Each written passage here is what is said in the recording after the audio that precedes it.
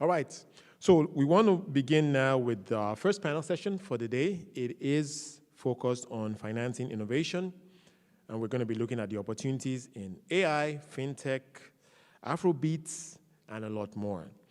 And to moderate this session, I would like to invite again co-founder of Africa Policy Conversation, Chineye Uwanaka. She would be having the honor of moderating this session. Please, a round of applause for her. She steps to the stage. Joining her for this, also we have Chineye Mba Uzochukwu, Managing Partner, Grand Central. Thank you. Please, a round of applause as they come to the stage.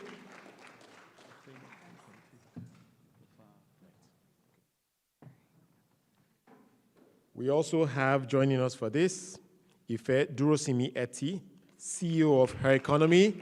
A round of applause for her, please. Thank you very much.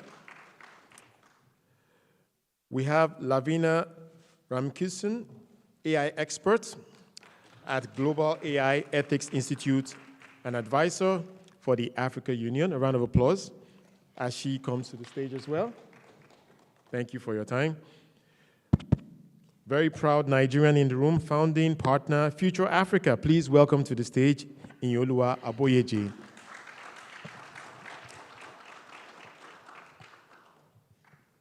We also have joining this session, partner Imesum Music, Sahid Okunu.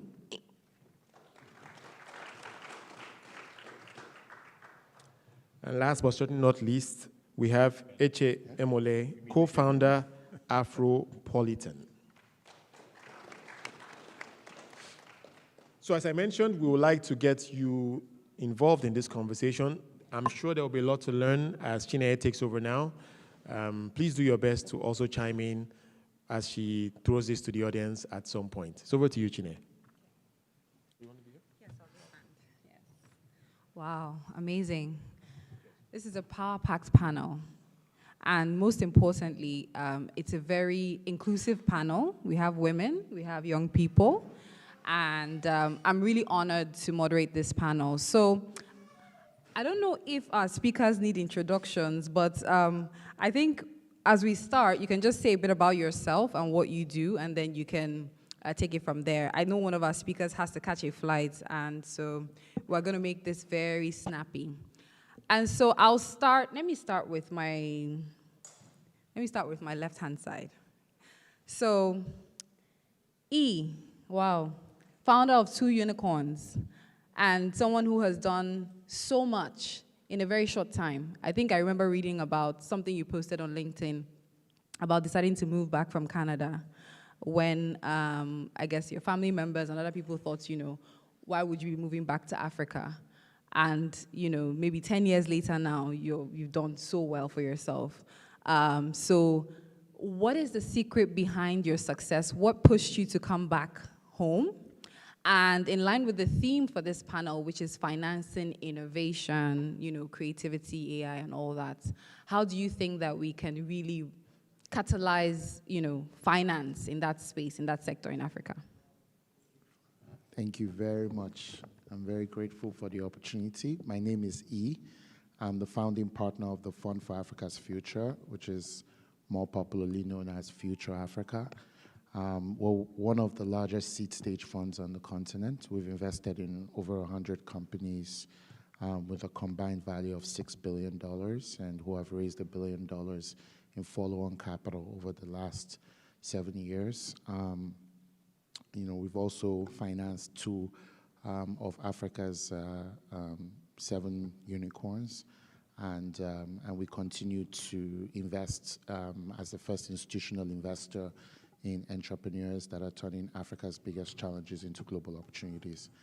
For me, I think, to be quite honest, I moved back due to a mixture of factors. I think for me, the first was, it wasn't very easy to get a job in Canada. So, and I had student papers, so I didn't, I had to go back anyway.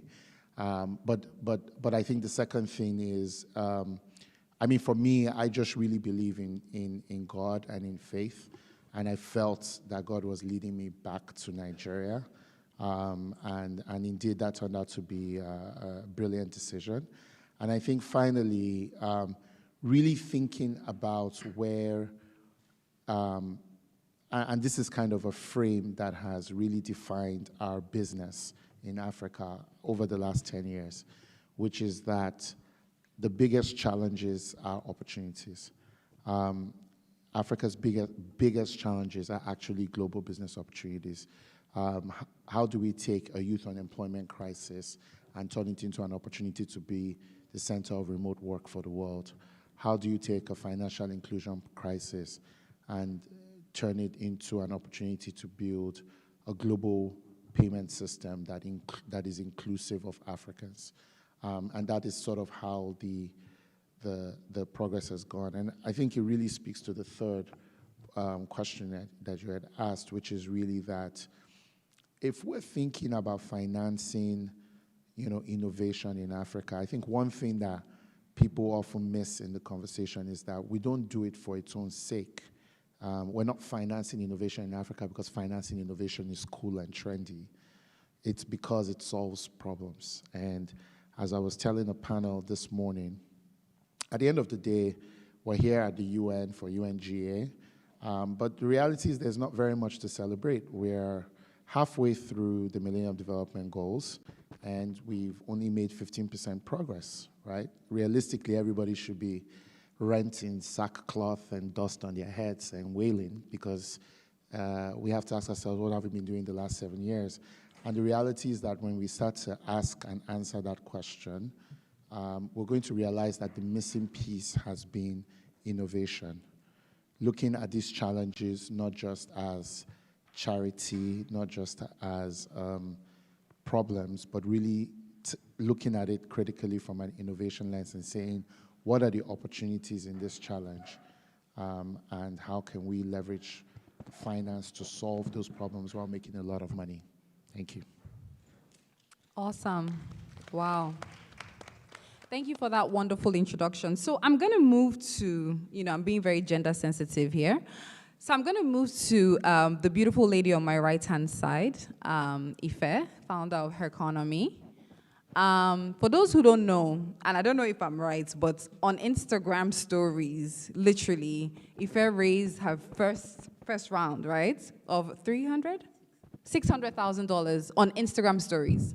So basically, we have a lot of founders who have to travel the world to raise capital, and especially being a woman. The percentage for fundraising for women is really, really, really low, especially in the tech sector. And then we have this amazing trailblazer who was able to just leverage her community on Instagram stories. So tell us a bit about that. First of all, what gave you the balls? I don't know if I can use that term because I'm talking about a woman, but what gave you the confidence, the motivation to set up Her Economy? You were in a different career path, but you decided to go into tech, and you're a non-technical founder, but you were still able to raise all this money and get your company on the road. So just tell us a bit about that. Okay. Hi, Chineye. Thank you so much for that question, and I'm really, really honored to be here. Good evening, everyone. That question is a loaded question. I think you asked different questions in one. Yes. But I'll just say the story as we go. So Her Economy is actually a financial technology platform that allows women to grow their wealth in a safe and secure manner. So we provide high-yield savings accounts that give people, especially women, up to 10% interest on their savings. On top of that, we also have a community where women can, collaborate with each other, network with each other, because we've seen that women thrive better in communities. And we also offer discounts, so people who are saving with us get up to 30% discounts with different merchants that provide women-centric products and services. So basically, we're building that ecosystem where women can actually just save their money and grow their wealth. So when going back to the question on raising, so raising finance, especially in this current economic climate, for anyone is extremely, extremely tough. So at the time, we were just a community. So I had a community called AGS Tribe, which was an acronym of my book called Accessing Grants for Startups, which I wrote to democratize opportunities for Africans, especially when it comes to grants and scholarships and fellowships, where I saw that most of the time I was only always seeing the same set of people, tapping into these opportunities. So we started it out, and we got a lot of feedback after the community grew to about 1,500 people who were basically building their capacity and all of that. And when it was time for us to raise funding, I spoke to different investors, and a lot of them were telling me things like, oh, there can never be another Facebook, and we don't really understand how you can scale as a community and stuff like that. And I said, I understand that. We're not actually even trying to be another Facebook. We're trying to build something that is phenomenal, something that can actually transform the lives of women, especially because we've dealt with right now, at that point, over 1,500 women, and we had already seen some of the issues that these women faced, and we were already creating impact with the little that we had. So because of that, financial services obviously was at the top of these issues that these women were facing. So at the beginning, we first wanted to partner with another financial technology company, but they didn't have an API at the time. So I said, you know what? I'm a problem solver. I would take the risk and pivot to financial services. So that's when last year we pivoted to financial services. So I went back to that same community that we had built over the last, I think, 2 to 3 years. And I said, we're trying to now pivot to financial services, and since you guys already understand what we're doing and the impact we're making, would you like to join us on this journey to build the first bank for women in Africa? And we got a yes. So we went back. I just put a list or a Google form pretty much on my Insta stories and also in the community. And I said, if you're interested, fill out this form and exactly how much you're willing to invest over the next 2 weeks, because it was something that I wanted to do in the immediate. So the people filled out that form, and we got a commitment of about $5 million in 24 hours, but at the time we only needed $600,000, which was what we eventually took. So from that, we got a block of people who contributed from the community to raise, and then we also got VCs like We Capital and Octera Capital who also believed in what we were building, and that's how we're able to raise the $600K in 24 hours. I hope I was able to explain that. Wow. All I could hear was 5 million in commitments in 24 hours on Insta stories. That's amazing. Well done. So I'm going to bring it back to my left-hand side. We have a pioneer in the tech industry in Nigeria. He happens to be my namesake, and we're also related, but he is one of the most intelligent people I know, right? And congratulations are in order, because he also just got appointed about 2 days ago into the government. So he's always been someone who's doing well in the private sector, and I always used to, push him to say, oh, why haven't you joined government? Even if you don't want to run for office, at least take up an appointment. So now, finally, he has. So he's now going to be on the receiving end of our criticisms and attacks. But yeah, so we have Chineye Mbauzuku, and for us to talk about technology and innovation in Africa, we need the foundation to be right. So when you talk about digital skills, when you talk about, the human capital aspect of it, education. On the continent right now, or let me just give an example with Nigeria, we have a deficit where people can't even, the universities are barely graduating students. People can't even gain admissions, and then when they gain admissions, sometimes when they come out, you have people who study computer science, but they haven't even had an opportunity to, work with a computer, right? If you're privileged, you can go to a private school, and then you have access to a personal laptop and all that. So there's a huge gap between the people who are the bottom belly of society, the have-nots. And so my question to you is, how can we build the foundation for innovation in Africa? How do we strengthen our education system? What kind of systems do we need to put in place? Because we see countries like Japan and China, and they're all, reverse engineering things, and they're coming up with, 8-year-olds and 14-year-olds who have inventions, and even here in the US. So what would the solution or strategy be to build that foundation, which is the human capital? Yeah.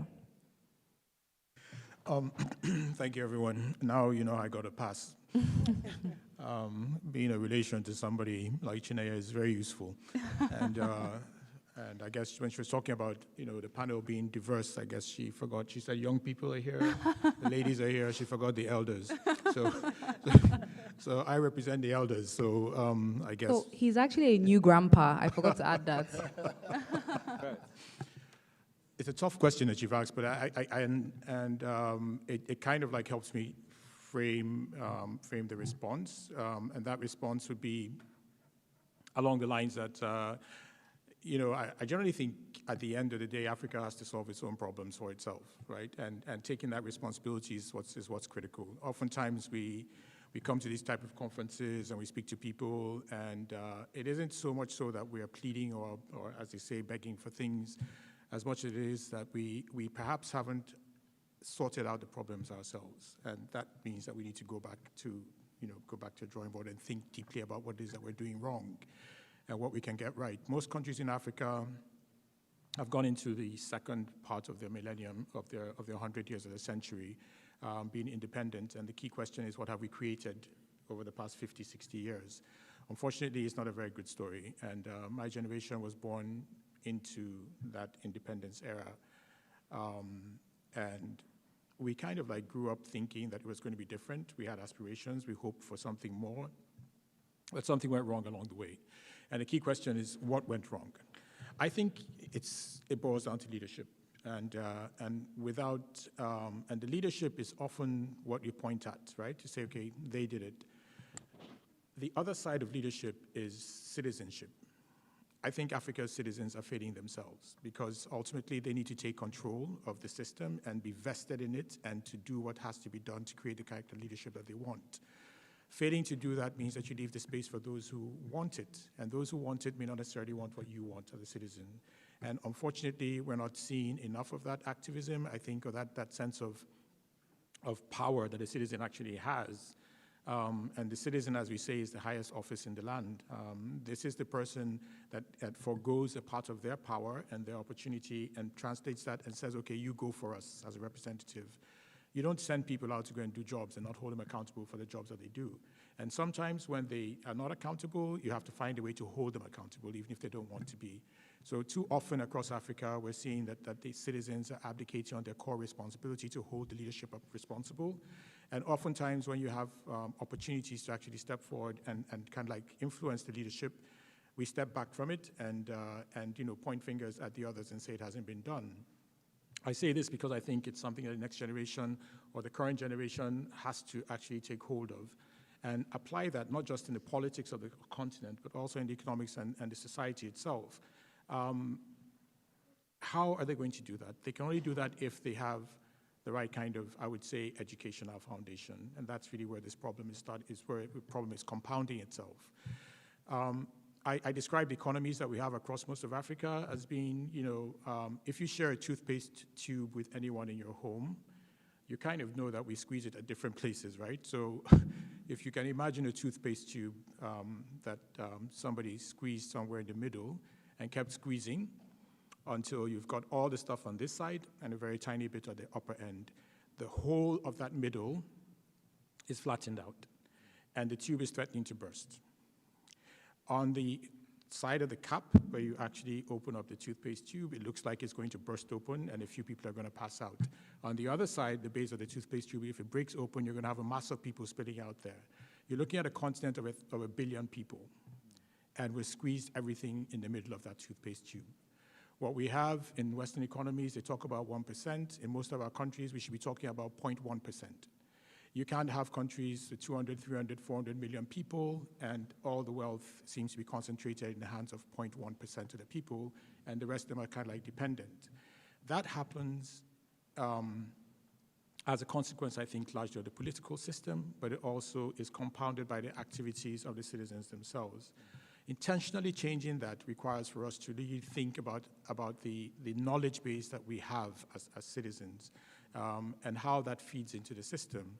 In my country, in Nigeria, we produce about the same number of tertiary education graduates as one province in China.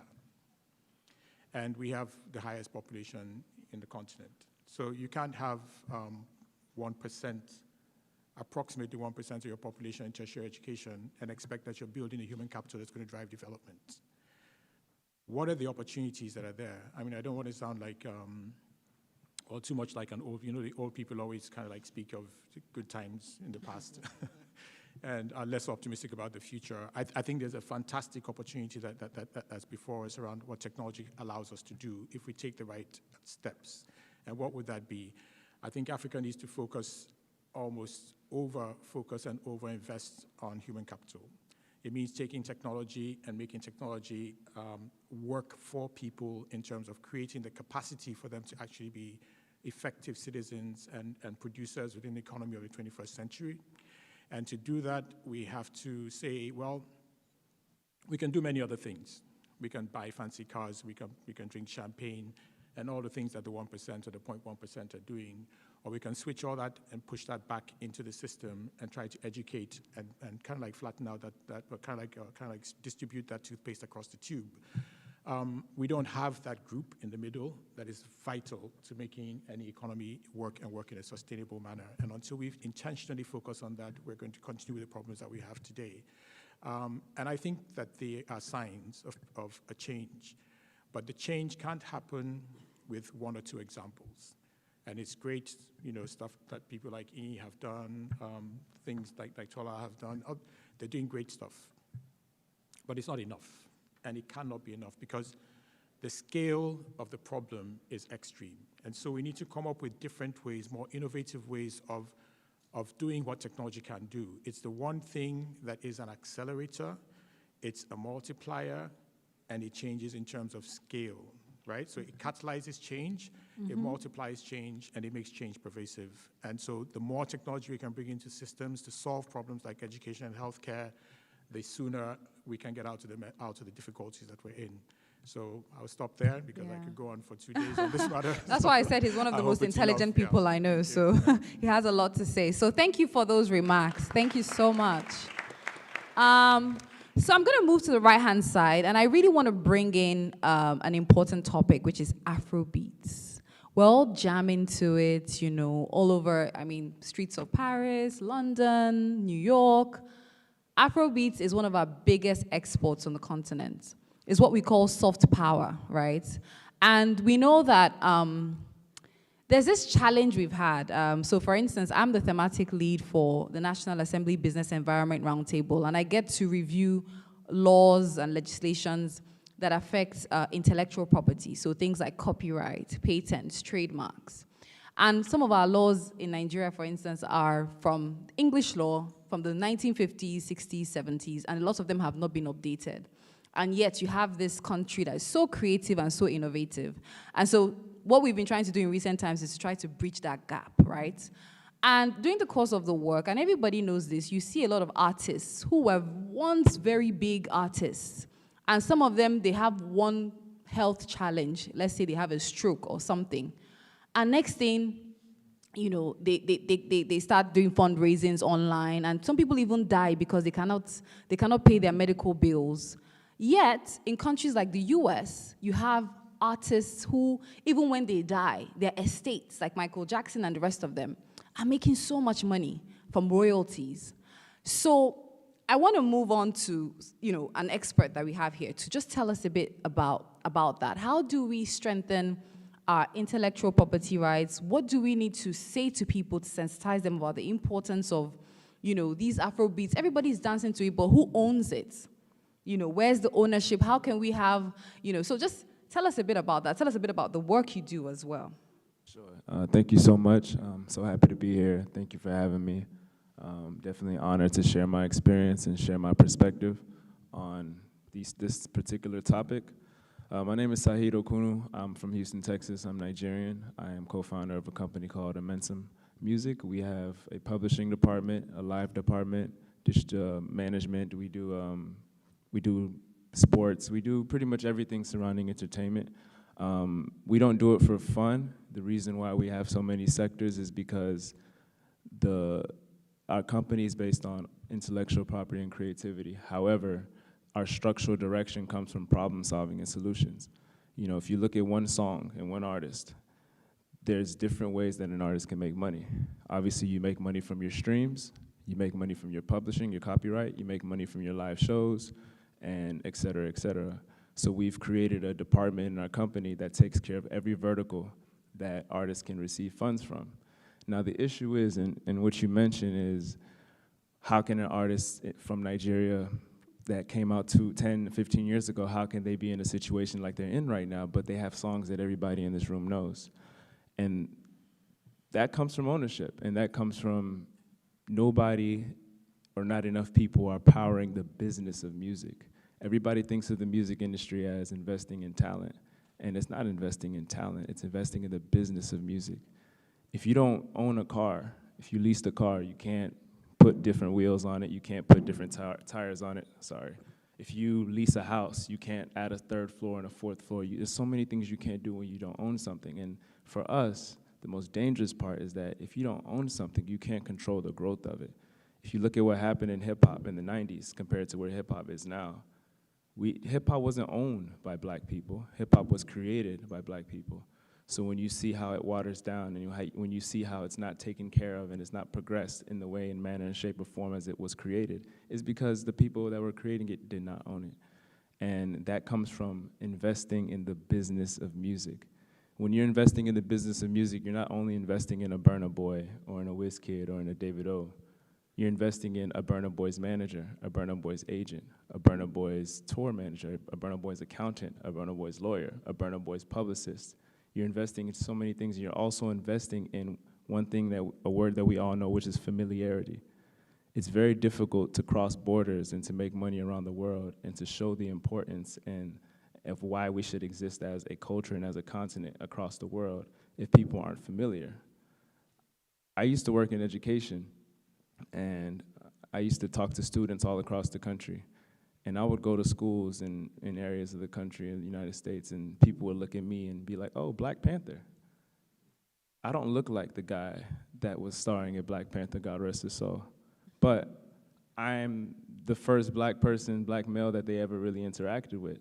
And because Black Panther is the first thing that they've ever seen of a black man in these young kids' lives on the main screen, that's the association that they brought with it. That's familiarity. And what Afrobeats and what the music industry in Africa is doing right now is providing familiarity to the world, which is allowing us to cross the borders. Nigeria has the largest diaspora in the world. Houston, Texas has the largest Nigerian population per capita in the world. We are everywhere. Africans are everywhere. We're all African. So investing in the business of music is gonna do nothing but create what we see right now on steroids. There's 1,000 Burna Boys out there. But one thing I also saw when I worked in education, when I was growing up in Houston, yeah, I wanted to make music as a kid, but to me, my access and my reality did not align. But when I went to Los Angeles and I was talking to students in school over there, there'd be a 14-year-old telling me he's an artist, and his manager is a 16-year-old, he's a sophomore, and his agent is an intern at ICM, and he's a senior, all in one campus.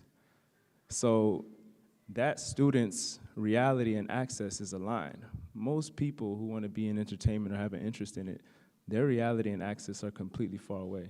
If you grow up in Surulere in Nigeria, and you have any interest in the music industry, it's like getting struck by lightning to be able to have the opportunity to have any parts, not just as an artist, just in the business of music.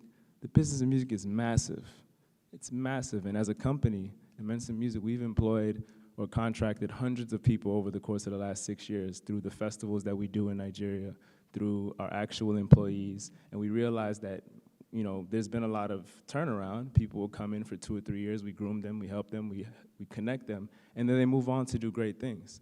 And that, I believe, is the most important factor on how we develop and grow sustainability for our intellectual property. We have to make sure that we own what we're doing. We're not licensing it out, we're not renting it out. Rema dropped his first project in 2019. A company that I'm the senior director of product management with called Vidya, they are a distribution company that powers the business of music. Don Jazzy and co did a partnership with this company, brought on by a young woman that's here right now, and 2019 was how many years ago? Rema has a song that just crossed 1 billion streams on Spotify. 1 billion streams on Spotify is about $3 million. That's not to talk about what he's done on Apple, Boomplay, Audiomack, SoundCloud, et cetera, et cetera. There's money. Historically speaking, in this music industry, you didn't know how much somebody was gonna make. It was a shot in the dark. And our issues with investing years ago was the fact that nobody can see the popularity of what things were how things are moving on the continent. You couldn't see it. Especially if you're not there, you couldn't feel it, you couldn't see it. But now that we're in an age where you can actually predict and use data to guide your investments, we are in a golden era, and we have a great opportunity right now to put the money into the business, because we can actually see it grow and we can see it become something that can spread wealth across our countries in the entire continent. Amazing. So we can get more into it later, but that's... For sure. For sure. I mean, what stood out to me, 1 billion streams is $3 million. Between 3 to 5 million, Between depending on the $3 to $5 million. platform. Wow. One of the issues we have with people in the tech or creative industry raising capital is that most times they don't have, it's intellectual property, so it's not tangible. So we've had banks reject people to say, you know, you don't have a building, you don't have collateral. And so that is collateral, you know, that's value, you know, in terms of numbers. So thank you so much for sharing that. We're gonna come back to you. I have a follow-up question for E, but because I'm on this side of the room, I need to finish up on this side and then head to this side. But I want to talk about accessing capital, really, and intellectual property, but with the tech ecosystem, because most times when you have to raise capital as startups, you need to register in Delaware or, you know, register somewhere that is not on the continent. And so we have this challenge where most of our African tech companies aren't actually African by origin. So I'm going to come back and ask you that question. But before that, Eche, I really want to bring you in here because you're doing something that's really revolutionary, right? He's actually married to a beautiful woman who's at the back there. They're a power couple, doing amazing things together. And, you know, a lot of us don't know much about blockchain, crypto, you know, all that stuff. So what drove you to go into that sector, and how has been the experience? Thank you for having me. I'm Eche. I'm one of the co-founders of Afropolitan. At Afropolitan, I think we're pursuing one very simple idea, which is, what does the internet enable us to be able to do today, right? We've been able to start new companies on the internet, whether it's Facebook, YouTube, Flutterwave, right? We've been able to start new currencies on the internet, whether it's crypto or Bitcoin. The next thing we're trying to solve for is if we can start a new country on the internet, right? And for us, we're saying that the people who deserve that new country mostly are Africans or Africans in the diaspora. Most Africans working around the world today do not know what it looks like to live in a country that has good governance at scale. And so what we're saying is, imagine if we could come together with people who share like-minded values, because that's what the internet enables us to be able to do today. And we can start a new country, new passport, new currency, all powered by the internet. So that's what we're building. To even go further into that, we actually started off as an events company in San Francisco Bay Area, doing a lot of concerts, a lot of festivals. So I just wanted to even piggyback off your idea, some of the thoughts you had. As Africans or Black people globally, we're very good at creating value, but we're poor at capturing it. One of the reasons why I transitioned into blockchain and also even technology was technology allows you to leverage and capture the value you create at scale, right? E over there is one of our investors. E also was the one who brought me into technology, so I'm always grateful to E for that. But once I understood the difference from, hey, we are looking to scale with labor when it comes to our efforts, what can we use technology to unlock for us? And what blockchain allows us to be able to do is, say you have an African artist, today they might sign a document, money comes, stories start to happen. With blockchain, if the contracts are on a smart contract, they can be disbursed immediately. One of the first things that we did with Afropolitan in phase 1 of our roadmap was issue art passports powered by NFTs. One of the artists who did this was a Nigerian artist based in Nigeria. He's probably never left Nigeria before, but what we did was at the beginning of the project, we issued, okay, hey, you get a 10% commission on everything that we sell. Once we hit the number of passports that we sold, and the smart contract registered 500 passports have been sold, his money got disbursed to him, to his crypto wallet. No, let me talk to HR, let me talk to GTB, let me talk to Zenith Bank. No. The money's in his accounts, no issues, right? And so for us, what we're saying is blockchain can help us enable better, much more seamless transactions, but it can also enable better governance at scale. I'm from Abia State in Nigeria, right? I go back to my state, and then there might not be roads that have been built properly, but contracts have been issued out, right? When you go to the contractor, they've been paid, but nobody's holding them accountable. What if you had a system of government where you had the budget was on smart contracts, right? Before it gets disbursed, it's tied to milestones. Once you show us, hey, you've completed this stretch of road, it gets disbursed, and it's accountable on the blockchain. Now, to be fair, I'm not going to sit here and say, we know that there have been some scams that have happened in crypto. But what I'm saying is no technology is perfect. What crypto and blockchain enables us to be able to do is accountability and transparency. So even if you're a scammer, you scam transparently. You know what I mean? But I just wanted to stop there, but that's what we're building at Afropolitan. Yeah. Thank you. That's amazing. Wow. Round of applause. You can see we have so many talented people doing amazing things, both on the continent and in the diaspora. So I'm going to come back to E before I come back to Lavina. And we just have 10 more minutes for this panel. So I'm going to wrap up the questions in 5 minutes and then allow 5 minutes to take 1 or 2 questions from those who are in the room. So back to you, E. I think I already asked you the question. So raising capital is really, really, really hard. We don't have a lot of venture capitalists, or we do have some, but angel investors on the continent. So what has been your experience in that? Yeah, thank you very much. And you know, it's really interesting, that question, because, you know, as an African, I often sit in rooms like this, and oftentimes the conversation around capital is usually one that derives from a sense of rights, right? And really one of need. And when I transition to the rooms where capital is actually being allocated, it's a question of efficiency and scale.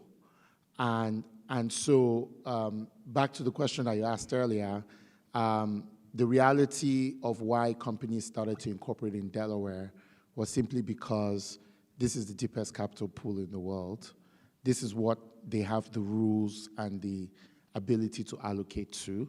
And so the question was basically, is that where you want to fight?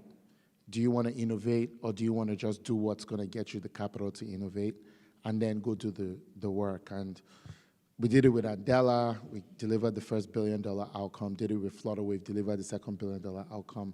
And another 100 companies, at least in our portfolio, have gone the same path. So it's become the default of how to build a business.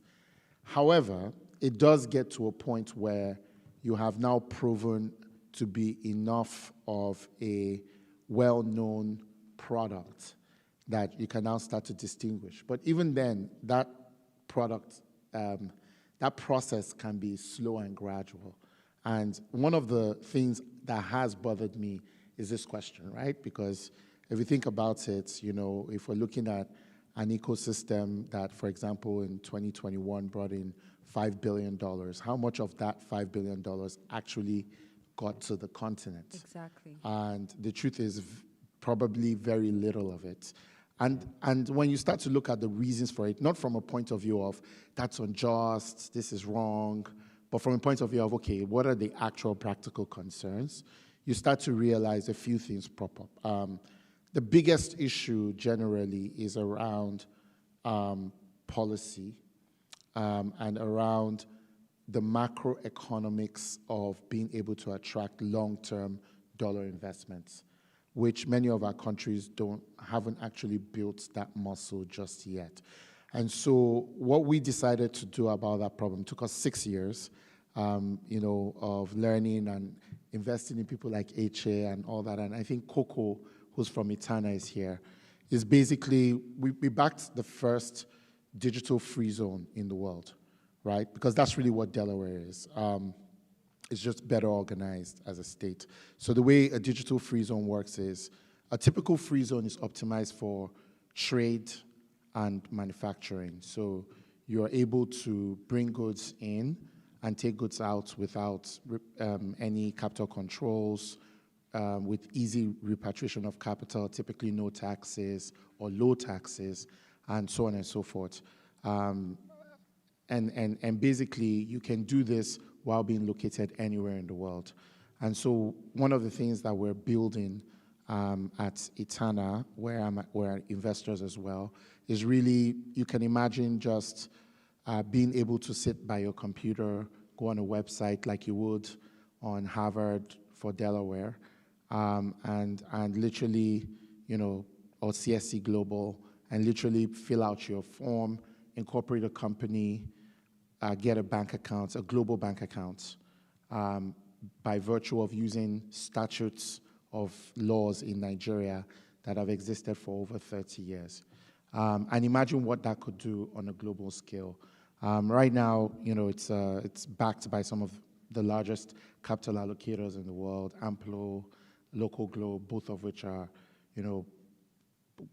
firms that have billions of dollars under management, and they're shaping together with the founders, Lukman Edu and Coco, who's right over there, kind of how this is going to work on the continent. And the expectation is going to take a couple of years, but in the future, the next Flutter Wave or Andela would actually probably be incorporated in a digital free zone as opposed to in Delaware. Because ultimately, like I agree, ownership is important. Absolutely. But you have to actually be able to prove your way to ownership sometimes. Yeah. I mean, it's very interesting what you say.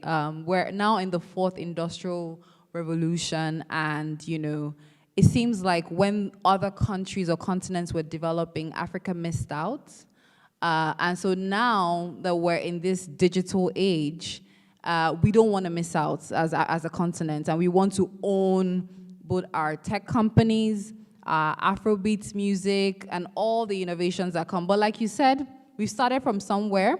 At least we've proved ourselves, and I think now most of us in the room need to really think about ways that we can have that ownership. And that brings me to the point of policies. And when I come back to these two beautiful ladies here, I'm going to start with Lavina, and I'm just going to give a background, right? So recently, I just got appointed to lead a policy commission for the Nigerian Economic Summit Group in collaboration with the Minister of Arts, Culture, and Creative Economy. And when I go back to Nigeria next week, we're going to set up a committee, and we're going to be brainstorming on what kind of policy. Because you mentioned policy, and I know so many people who are saying that, Africa, our biggest problem is our laws. There's so many laws and policies that are impediments. There's so many roadblocks to innovation. So when you all are speaking now, I want you to make recommendations, because we all know the problems. And so if you had the ability to put in something into a policy for Nigeria or for any other African country, what would that be? And I'll come to you, Lavina, and I'll talk about AI, because your hashtag, is AI mom.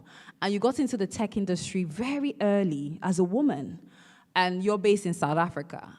So in 2 minutes, because we really need to wrap up, and I need to get back to Ife as well, because I also want her recommendations and also comments from the hall.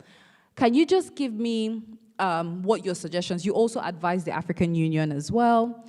What are some of the policy recommendations that you would make to improve, I'm talking from a gender lens now, women in AI, but just for us to be able to, as Africans, be able to be at that cutting edge of innovation when it comes to AI? Yeah, thank you so much for that. So there's a couple of things. One is definitely around standardization of policies across the continent. That's something that is huge, right? We're supposed to function as a continent, as one piece, and in reality, we don't. So, it's how do we leverage ourselves together? What are those different pieces that we can put together to enable us to be able to do that? The second bit is, around providing accessibility to education. So accessibility in terms of the latest cutting edge technologies, giving kids, because they have an option of absorbing a lot, right? We are a very young continent by nature, so I think it's time that we actually leverage that to our advantage. And, the other is around affordability. Affordability is something that, tends to either help in adoption or helps to sway us away from adoption. If we've seen anything of late, we understand that the technological adoption rate literally takes days. Okay, this has been something from years to literally down to days. So, we've got to be able to take that, make ourselves as agile as possible. So, having, for example, a room of experts, technology experts, together with human rights lawyers, together with civil rights, together with, the IP lawyers, all based together that kind of get a better outcome could be one as well. Interestingly enough, just before coming here, we were in Egypt together, and we've managed to start an initiative that is going to, pretty much help to solve some of these issues from a policy side. But policy is only one area of it, right? I mean, it's an entirety of an ecosystem. So you need policy, you need investors, you need the right kind of environment for an African startup to literally go from pre-seed all the way to an IPO stage, which we don't have in place at the moment. So yeah, I mean, it's a combination of things, but yeah. Oh, thank you so much for that, Lavina. A round of applause for her, please. Thank you. Okay, so coming back to you, Ife, you talked about your success story, but I'm sure that it hasn't been rosy, right? It hasn't been a walk in the park. And so I'd like you to share, like in a minute or two, what some of your pain points are doing business in Nigeria, on the continent, and maybe some things you would love to see, in a policy, maybe incentives or anything you would love to see that would make your work easier for you, and not just you, because you have a huge following, but there are other women out there who are struggling. They don't have that access. Thank you very much for that. One thing I would like to see is a policy that literally just encourages individuals and the private sector to invest in startups. So abroad, it's very easy. Once you start investing in startups, you get like tax rebates, you get things like that that actually encourage you, and that pushes the entrepreneurs like us to innovate more. And once you innovate more, you fail. There's a high chance, or there's a chance of you failing, but you fail fast, and you continue to innovate because you know that there are other people who are also going to invest in you, and you've learned from that failure. So it's important for all of us to be part of that ecosystem. Right now, it's just VCs and little boxes of people doing like angel investing, but we need more people to get into that pool. You see abroad, there are young people who are exiting. We don't really have many of those examples.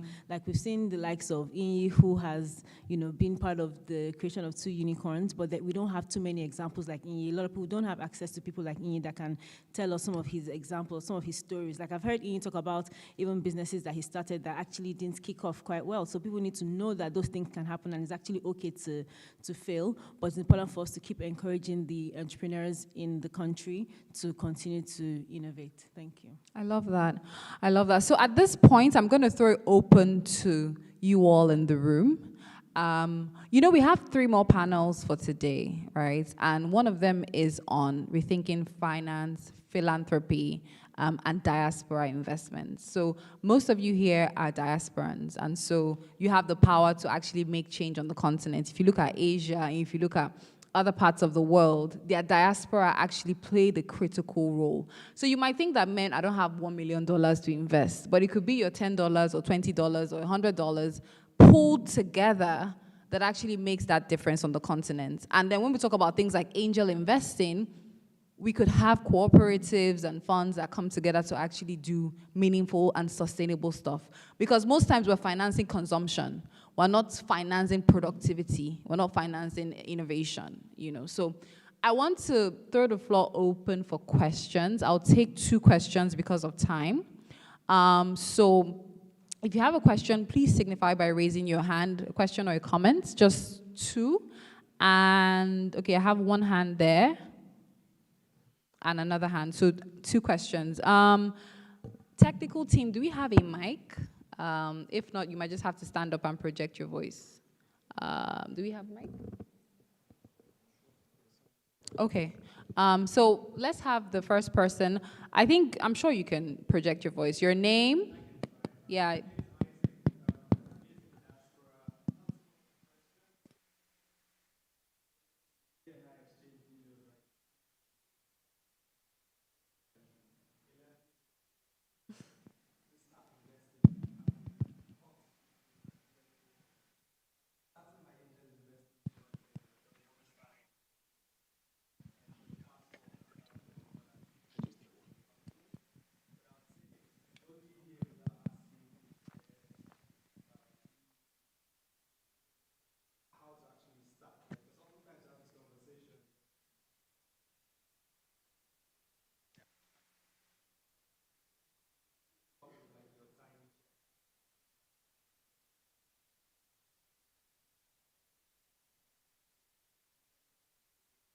impact, and just the knowledge that you have here can go a long way. So thanks.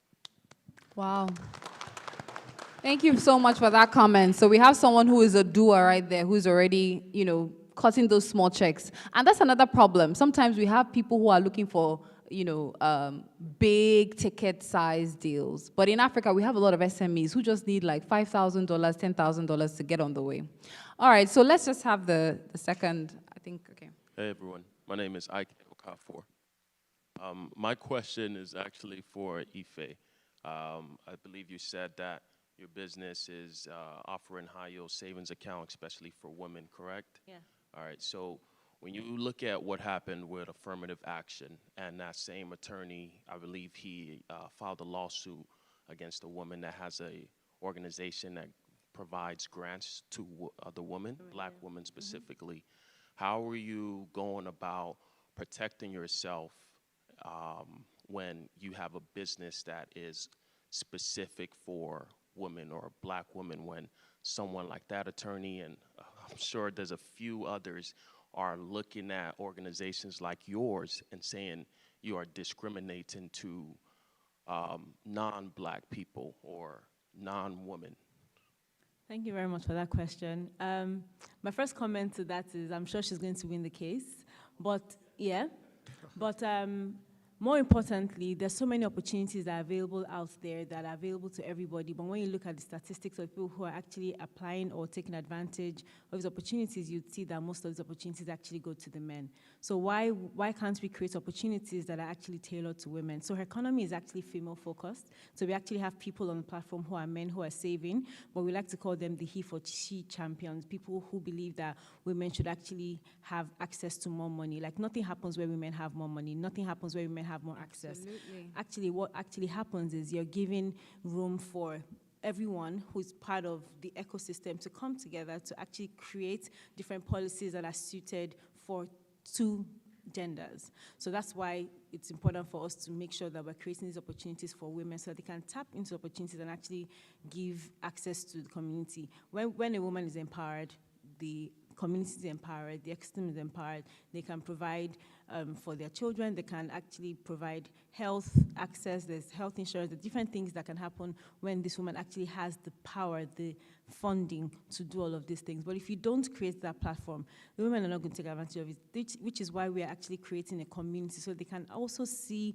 and get mentorship from other women who are like them, who have actually taken advantage of these opportunities, because a lot of women, first instinct is to actually sit back and not take advantage of those opportunities. So for example, when I wanted to raise that $600,000, I actually wanted to raise 300 because I just thought that it was impossible for me to do more than that.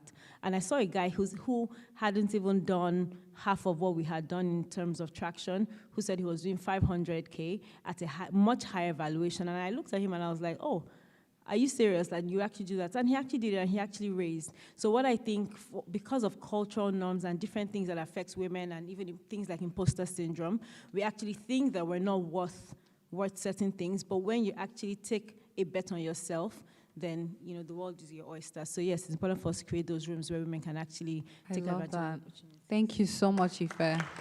I love that. So women in the room, here you go. Let go of all those limiting beliefs. Sometimes we're the ones who are holding ourselves back. So on that note, I want to take closing remarks from this panel because our time is fast spent. So I'll just have like 30 seconds, 1 minute.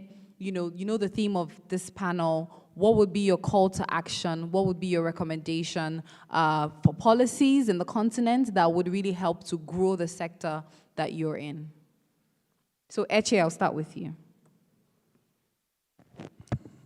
I think, to be honest, in closing remarks, I think we really do need a mindset shift, right? Like, I think even when it was time to go raise, especially for what we're doing with Afropolitan, a lot of investors would be like, who else has done what you're about to do?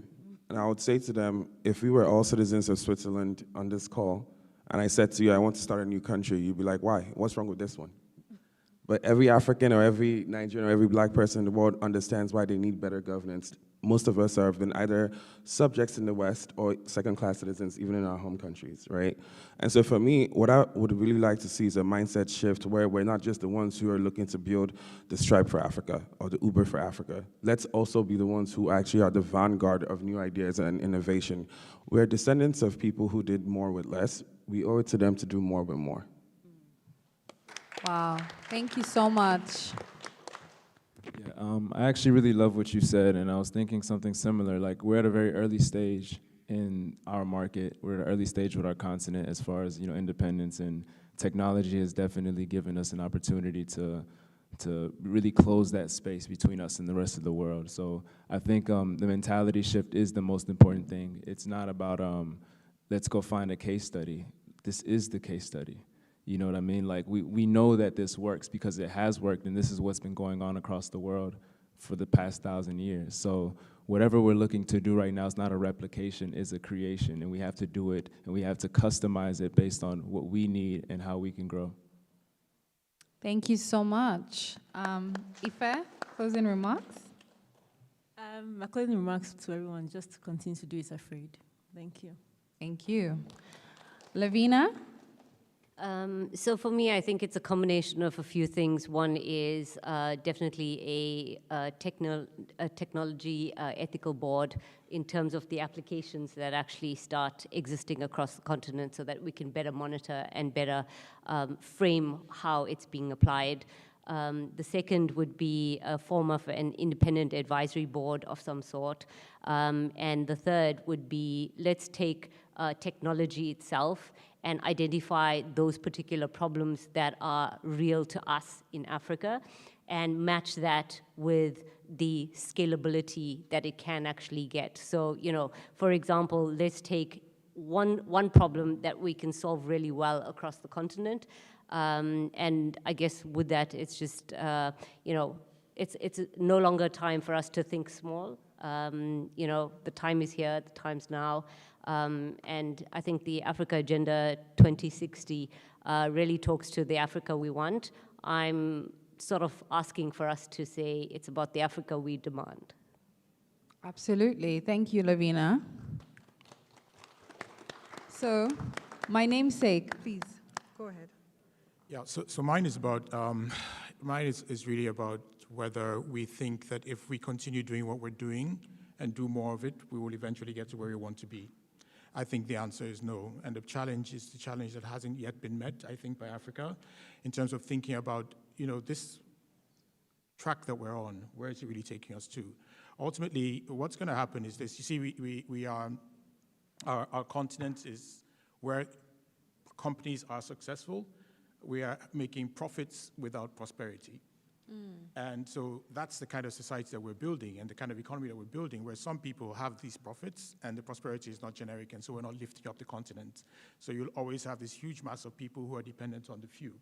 And so to change that means that there are fundamentals that we have to change. And one of the fundamentals is that we can't continue to pursue capital that has a character that doesn't work for Africa. The way that the capital currently functions in the West cannot work for Africa. And because we are pursuing that, we're actually digging a hole deeper. And so the fundamental thing for me in terms of financing, being able to finance innovation and to getting Africa to literally lift itself is that we have to sit back and rethink. Are we going to be successful following the current model? Are we going to be successful building unicorns? If you get 50 unicorns, is Africa going to change? I seriously doubt that it will, because the structure of the system and the character of the capital will not allow you to build the level of prosperity that you have to build to take Africa out of where it is. And so my call would be for us to think deeply and seriously around the entire financial system and strategy, how it works and how we can make it work for us. And let's not imagine that we can recreate Silicon Valley in Africa just by copying what's been done in Silicon Valley and bringing that into Africa. It's not going to work. So we have to go back to the basics, and we have to do this thinking ourselves, because nobody's going to do it for us. We're looking for innovation first around the mindset, innovation around the way that we approach the fundamentals, and innovation around the way that we really execute. And a big responsibility lies with the elites of Africa. So the high net worth people in Africa are operating as though they're kind of like parachuting themselves into Africa's economy. We have to ask ourselves what's the role of the high net worth and what really is the role of government. What should government really be doing to change the system to make it possible for many more people to get access to capital and opportunity? We can't take high prosperity, environment, and techniques and models and want to parachute that into Africa. It's a completely different thing. So the challenge is for this generation to think differently about how money operates, where it should operate, and whether we really want to pursue profits over prosperity. Thank you so much.